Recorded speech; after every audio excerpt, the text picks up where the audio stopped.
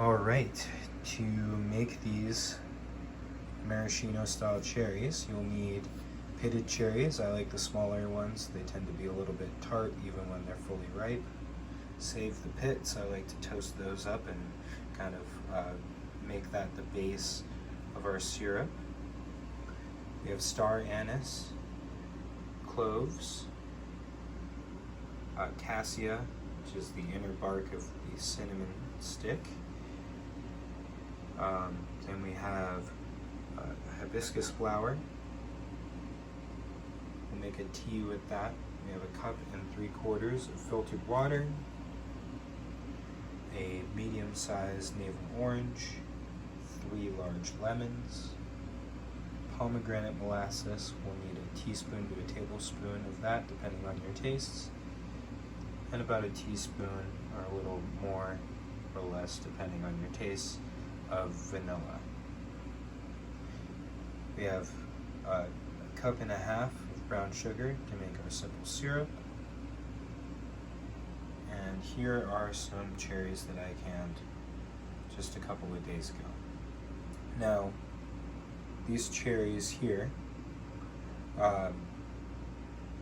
they'll make a little bit more than this, so the cans will be a little bit more full. I wouldn't recommend going with any more cherries than this here, which is a heaping 24-ounce container, which is about a pound of cherries. Alright, so I got a little distracted. I forgot to film, but I toasted up all of the cherry pits, and then I put in some lemon peel, some orange peel, and then all the rest of the ingredients together. And now we're bringing it up to a boil on high heat. We're gonna stir it. Alright, so this is not quite boiling yet, but I tasted it and I added too much pomegranate syrup. So that pomegranate molasses that I have is fairly strong, as most is. It's really tart, and I added almost a tablespoon, and I recommend maybe erring on the side of a teaspoon because the pucker factor was a little bit much, so I just added a bit more brown sugar, and now it has that pucker factor, but it has a nice kind of sweet finish. But I might err on the side of maybe a teaspoon of pomegranate syrup. This has been simmering for about 10 minutes, maybe 15 minutes here. It's getting nice and dark in color, so I'm going to strain out those pits so it doesn't get bitter, and the citrus peel as well, because they've pretty much run their course. And then we'll just return the anise, the cinnamon, and the cloves. And then we'll further reduce it. Over here I've gone ahead and gotten my canning supplies started, so I'm sterilizing my jars. I'm a newbie at canning, so I won't tell you that process. Here I have the oven preheating to 350, and I'll show you why in just a second. Here I have our cherries laid out on a sheet pan. You can use parchment paper or aluminum foil if you'd like, but towards the end here we'll put them in the oven at 350 just to warm up so they absorb some of that syrup better. Alright, here's our bowl that we've strained everything out into. So we'll set aside this stuff here and we'll just pick out the cinnamon, anise seed, and cloves. Return it to this bowl here. I'm making booze-free cherries, but you could add bourbon. Traditionally you'd use maraschino liqueur, or you could use rum or a different type of alcohol, whatever your preference is. Usually a spiced or dark alcohol. About 3/4 of a cup if you want some boozy cherries. You'd add that now with perhaps just a little bit of extra sugar.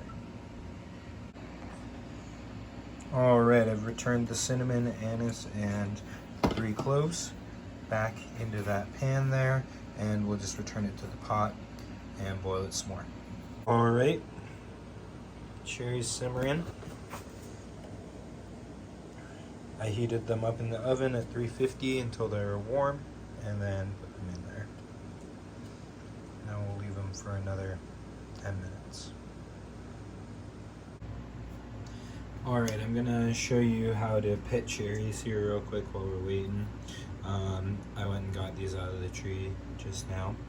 So you'll want to pick them with the stems because they last a lot longer, unless you're gonna pit them right away. If you pit them right away, you can just pluck them off the tree like that, because that's going to be the first thing that you do when you pit them.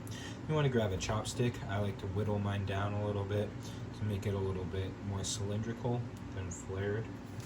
And then I just push, and sometimes it helps if you twist a little bit if they aren't ripe enough. You can see that just pops right in because these are so juicy and ripe, and you literally just push the seed, the pit rather, right out, and then you've pitted that cherry. So you do it like that, and you can buy a cherry pitter that does the same thing, but really once you get good at this and you've done a bunch of them, you can get going pretty quick.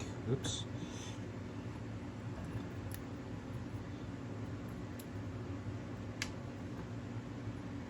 Just like that. And you'll get juice on your hands. Make sure that you have a good soap to wash it off, or you can wear gloves. But this is what they should look like afterwards. So they have the hole there. That was where the stem was, and then just a little hole where you punctured it. All right, so these have been simmering for quite a while now. They're starting to get a little bit wrinkled. That means that the sugar concentration is getting up there. So we're going to want to stop there and go ahead and can. Alright, so here's the yield from 2 batches. This is the batch that you saw me make there with the heaping deli container of cherries. So that's about what you can expect there. Wouldn't want to fill those jars up too much more. We ended up with a jar of syrup between the 2 batches, a little bit over. And then here is the previous batch with just a level deli container of cherries. So that's what you can expect. Hopefully I set you on track here to make some delicious cocktail cherries. These are phenomenal, so hope you enjoy. Oh, I mentioned before I go, when you want to make boozy cherries, you can just add 3/4 of a cup of alcohol and a little bit of sugar, and that is true. But what I forgot to mention is that you'll want to omit a little bit of the water. So that's just something to think about, something to keep in mind. So happy canning, and I hope this has been informative for you.